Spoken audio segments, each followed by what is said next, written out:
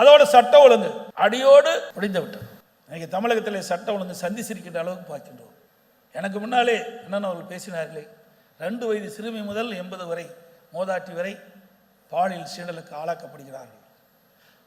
எதனால்? போதை ஆசாமியார்.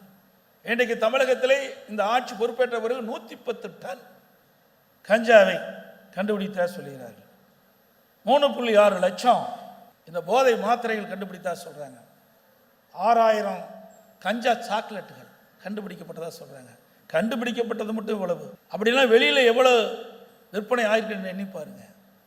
இன்றைக்கு கல்லூரியில் படிக்கின்ற மாணவர்கள், பள்ளியிலே படிக்கின்ற மாணவர்கள் இந்த கஞ்சா போதைக்கு அடிமையாகி குற்றச்செயலில் ஈடுபட்ட சூழலை தமிழகத்தில் நிலவிக் கொண்டிருக்கின்றன.